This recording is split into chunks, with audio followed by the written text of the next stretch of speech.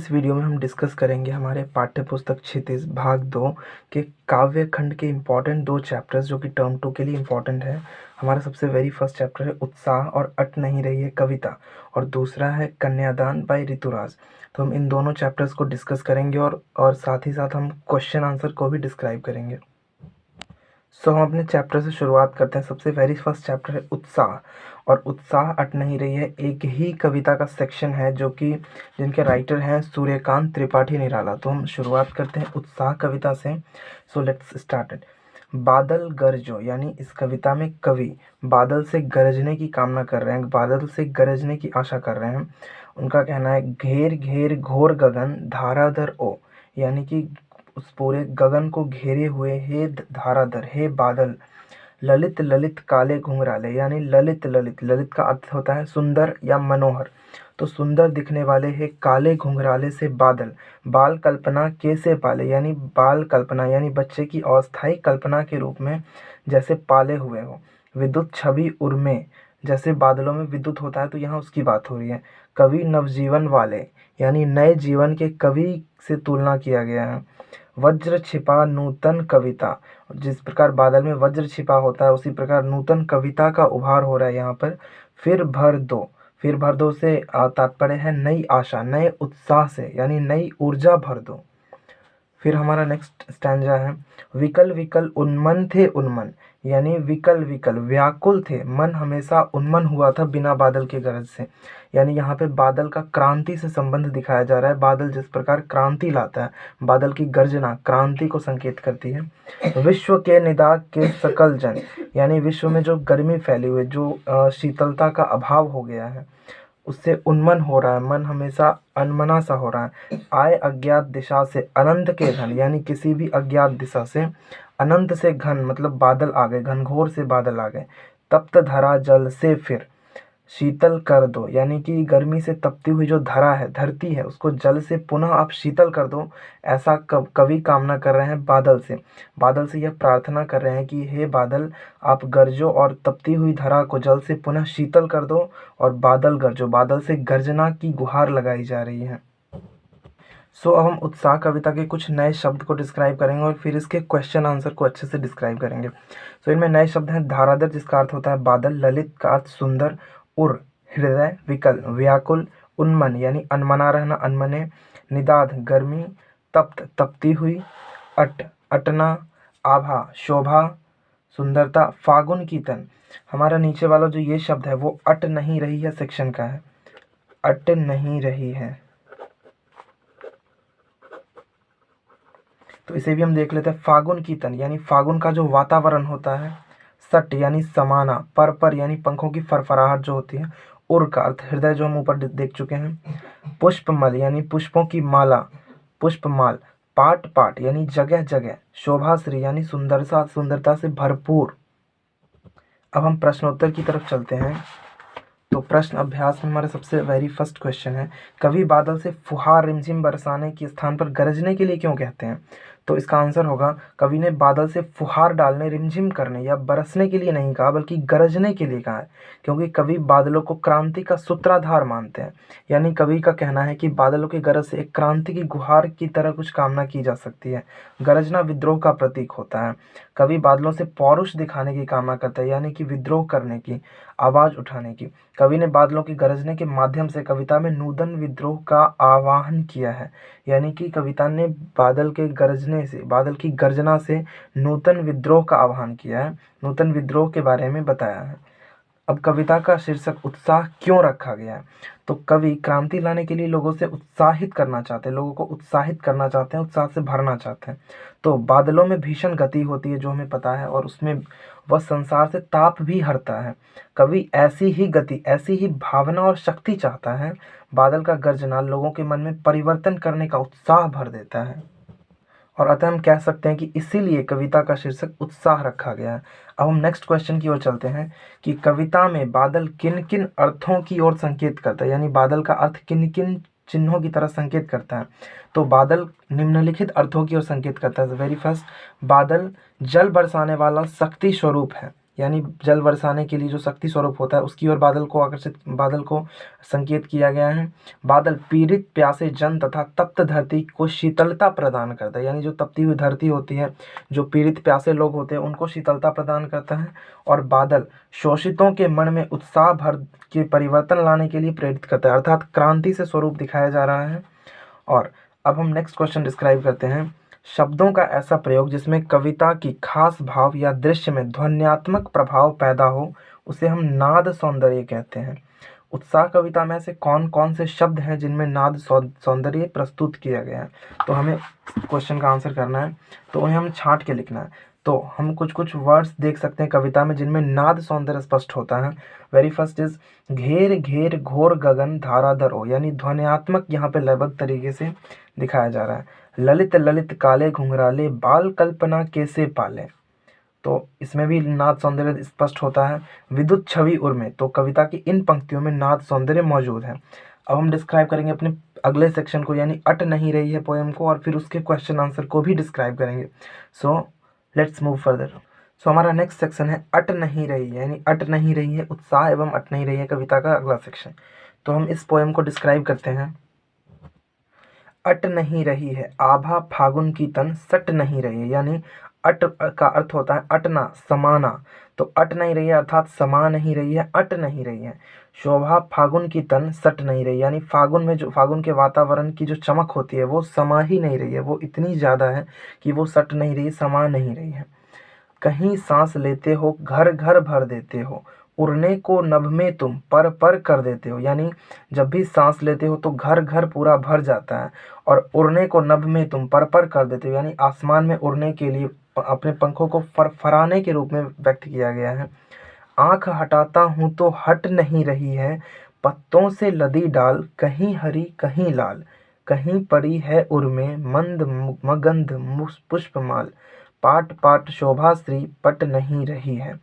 अर्थात कवि का कहना है कि आंख हटाता हूँ तो हट नहीं रही है, और जो पत्तियों से लदी हुई डाल है जो फागुन मास में, यानी मिड फरवरी टू मिड मार्च को हम बोलते हैं फागुन मास, तो कहीं हरी कहीं लाल, कहीं हरी कहीं लाल पत्तियों से भरी हुई है, कहीं पड़ी है उर्मे, कहीं हृदय में समाई हुई है। मंद गंध पुष्पमाल, यानी कि धीरे धीमी सी हल्की सी खुशबू जो होती है पुष्पों की माला की, वो जगह जगह शोभा श्री सुंदरता से भरपूर है वो, और वो पट नहीं रही है अर्थात समा नहीं रही है। यानी इस कविता के सेक्शन से माध्यम से कवि हमें ये बताना चाहते हैं कि जब फागुन का मास आता है तो प्रकृति कितना सौंदर्यपूर्व हो जाता है, सौंदर्यपूर्वक हो जाता है, कितना सौंदर्य देखने को मिलता है, और कवि वहाँ से अपनी नज़र को हटा नहीं पाते हैं, इतनी सौंदर्य होती है उस समय। अब हम अपने प्रश्न अभ्यास की ओर चलते हैं। तो हमारा वेरी फर्स्ट क्वेश्चन है, छायावाद की एक खास विशेषता है कि अंतर मन के भावों को बाहर की दुनिया से सामंजस्य बिठाना। कविता की किन पंक्तियों को पढ़कर यह धारणा पुष्ट होती है, लिखिए। तो कविता की निम्नलिखित पंक्तियों को पढ़कर यह धारणा पुष्ट होती है कि प्रस्तुत कविता के अंतर्मन में भावों को बाहर की दुनिया में सामंजस्य बैठाया गया।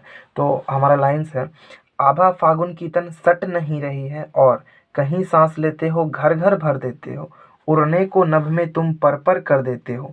ये पंक्तियां जो है वो फागुन और मानव मन दोनों के लिए प्रयुक्त की गई है, और इन्हीं में अंतर्मन के भावों को बाहर की दुनिया के साथ सामंजस्य बैठाया गया है। अब हम नेक्स्ट क्वेश्चन की ओर चलते हैं। कवि की आंख फागुन की सुंदरता से क्यों नहीं हट रही है? तो इसका आंसर है, फागुन बहुत मतवाला, मस्त और शोभाशाली सा होता है। फागुन के महीने में प्राकृतिक सौंदर्य अपने चरम पर होता है, यानी अपने पीक पर होता है। उसका रूप सौंदर्य रंग बिरंगे फूलों और हवाओं से प्रकट होता है। इसलिए आंखें फागुन की सुंदरता से मंत्र मुग्ध हो जाती हैं, जो चाहकर भी वहां से हट नहीं पाती हैं। तो हम नेक्स्ट क्वेश्चन की ओर चलते हैं। प्रस्तुत कविता में कवि ने प्रकृति की व्यापकता का वर्णन किन रूपों में किया है? तो प्रस्तुत कविता अट नहीं रही है में कवि सूर्यकांत त्रिपाठी निराला जी ने फागुन में सर्वव्यापी सौंदर्य और मादक रूप के प्रभाव को दर्शाया है, चित्रित किया है। फागुन का सौंदर्य असीम है, यानी कि अपने चरम पर है। कवि ने उसे हर जगह छलकते हुए दिखाया है, जो घर घर में फैला हुआ है। यहाँ घर घर भर देते हो में फूलों की शोभा की ओर संकेत किया गया है, फूलों की शोभा की ओर संकेत है, और मन में उठी शोर की ओर भी संकेत किया जा रहा है। उड़ने को पर पर करना भी ऐसा सांकेतिक प्रयोग है जो पक्षियों की उड़ान पर लागू होता है और मन की उमंग पर भी लागू होता है। सौंदर्य से आंख न हटा पाना भी उसके विस्तार न्याय की झलक देता है। तो ये था हमारा थर्ड क्वेश्चन। अब हम नेक्स्ट क्वेश्चन की ओर चलते हैं। फागुन में ऐसा क्या होता है जो बाकी ऋतुओं से भिन्न होता है? तो फागुन में सर्वत्र सुंदरता छाई रहती है। प्राकृतिक सुंदरता अपने पूर्ण यौवन पर अर्थात चमर चरम पर होती है। पेड़ पौधे नए पत्तों फूल फलों से लद जाते हैं। हवा सुगंधित हो उठती है। आकाश साफ स्वच्छ होता है। पक्षियों के समूह आकाश में विहार करते हुए दिखाई पड़ते हैं। बाग बगीचों और पक्षियों में उल्लास भर जाता है। इसी तरह फागुन का सौंदर्य बाकी ऋतुओं से भिन्न होता है। तो अब नेक्स्ट क्वेश्चन की ओर चलते हैं। ये हमारा 5th नंबर आखिरी क्वेश्चन है। इन कविताओं के आधार पर निराला के काव्य शिल्प की विशेषताएं लिखिए। तो हमारे महाकवि सूर्यकांत त्रिपाठी निराला जी छायावाद के कवि माने जाते हैं। छायावाद की प्रमुख विशेषताएं होती हैं प्राकृतिक चित्रण और प्राकृतिक उपादानों का मानवीकरण, यानी प्रकृति को चित्रित करना और प्राकृतिक उपादानों का मानवीकरण करना। और उत्साह और अटनाई रही दोनों ही कविताओं में प्राकृतिक उपादानों यानी प्राकृतिक उपादान और चित्रण उनका किया जा रहा है और मानवीकरण भी किया जा रहा है। काव्य के दो पक्ष हुआ करते हैं, पहला अनुभूति पक्ष होता है, दूसरा अभिव्यक्ति पक्ष होता है, अर्थात भाव पक्ष और शिल्प पक्ष। तो इस दृष्टि से दोनों कविताएं सराहनीय सराहना योग्य हैं। छायावाद की अन्य विशेषताएं होती है जैसे ज्ञेयता, प्रभावमयता, अलंकार योजना और संगीतात्मकता आदि भी विद्यमान है। निराला जी की भाषा एक और जहाँ संस्कृत निष्ठ सामासिक और अलंकारिक है, यानी इसमें संस्कृत की निष्ठा भी है, समास भी युक्त है और अलंकार भी युक्त है, तो वहीं दूसरी ओर ग्रामीण शब्दों का प्रयोग भी दर्शनीय है। औतुकांत शैली में रचित कविताओं में क्रांति का स्वर, मादकता एवं मोहकता भरी है। यानी कि औतुकांत शैली में, औतुकांत स्टाइल में जो इनका कविता रचा गया है उनमें मादकता का स्वर एवं मोहकता तो भरी हुई है। भाषा के वो बहुत ही सरल, सहज और सुबोध प्रवाहमयी है, यानी कि इसका प्रभाव अत्यंत देखने को मिलता है। अब हम नेक्स्ट पोयम की ओर चलते हैं जो कि है कन्यादान कविता ऋतुराज द्वारा।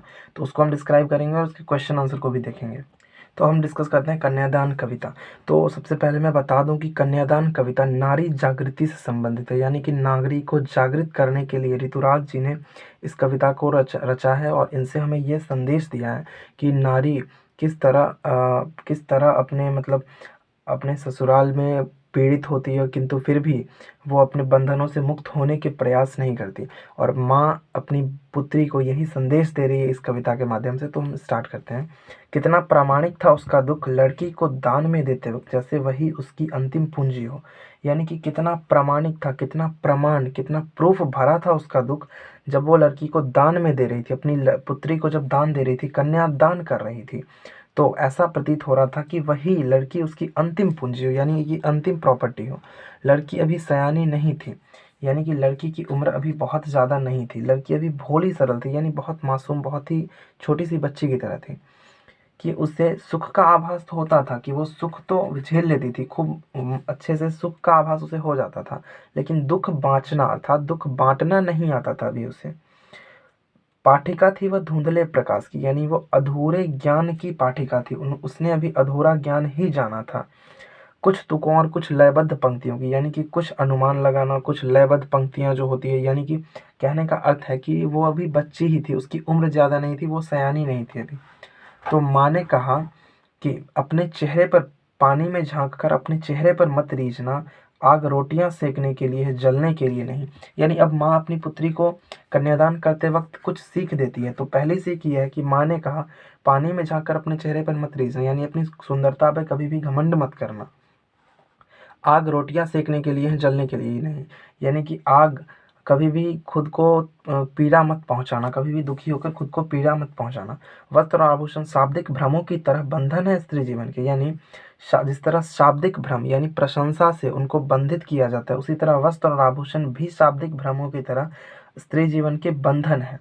और माँ ने कहा लड़की होना अर्थात लड़की जैसी कोमल रहना, अपने अंदर अपने हृदय में प्रेम बसाए रखना, लेकिन लड़की जैसी दिखाई मत देना, अर्थात अपनी कोमलता को कभी स्पष्ट मत होने देना, क्योंकि हमारे समाज में ऐसी लड़कियों का शोषण किया जाता है। तो आई होप आपको समझ में आया होगा। और अब हम डिस्क्राइब करते हैं इसके क्वेश्चन आंसर्स को। सो हमारा वेरी फर्स्ट क्वेश्चन है, आपके विचार से माँ ने ऐसा क्यों कहा कि लड़की होना पर लड़की जैसी दिखाई मत देना? तो सबसे पहले हम ये देखते हैं, कन्यादान कविता नारी जागृति से संबंधित है। इन पंक्तियों में लड़की की कोमलता तथा कमजोरी को स्पष्ट किया गया है। माँ स्वयं नारी होने के कारण समाज द्वारा निर्धारित सीमाओं और कथित आदेशों, यानी कि उनके बातों के आदेशों के बंधनों के दुख को स्वयं झेल चुकी थी। उन्हीं अनुभवों के आधार पर वह अपनी बेटी को अपनी कमजोरी को प्रकट करने के में सावधान करती है, क्योंकि कमजोर लड़कियों का समाज में शोषण किया जाता है। आई होप आपको समझ में आया होगा। हम सेकंड क्वेश्चन की ओर चलते हैं। आग रोटियां सेकने के लिए है, जलने के लिए नहीं। यानी सेकंड क्वेश्चन का फर्स्ट बिट है ये। इन पंक्तियों में समाज में स्त्री की किन स्थिति की ओर इशारा किया गया, यानी इस लाइन से क्या स्पष्ट होता है स्त्रियों के बारे में। सो हमारा आंसर है, इन पंक्तियों में समाज द्वारा नारियों पर किए गए अत्याचारों की ओर संकेत किया गया है। वह ससुराल में घर गृहस्थी का काम संभालती है, सबके लिए रोटियां पकाती है, फिर भी उसे अत्याचार सहना पड़ता है, उसे दहेज की अग्नि में जला दिया जाता है, यानी उस पर दहेज का अत्यंत दबाव बनाया जाता है। और हमारा सेकंड बिट है सेकंड क्वेश्चन का, आग रोटियां सेकने के लिए है, जलने के लिए नहीं। माँ ने बेटी को सचेत करना क्यों जरूरी समझा, अर्थात माँ ने बेटी को ये सीख देना क्यों आवश्यक समझा।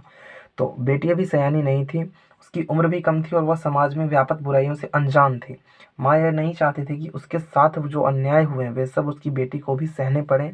घर गृहस्थी के नाम पर बहुओं को वस्त्र और गहनों से प्रलोभित किया जाता है और अपने भोलेपन के कारण वह उससे निकलने का प्रयत्न भी नहीं करती। तो इसी सब कारण से माँ ने बेटी को सचेत करना आवश्यक समझा।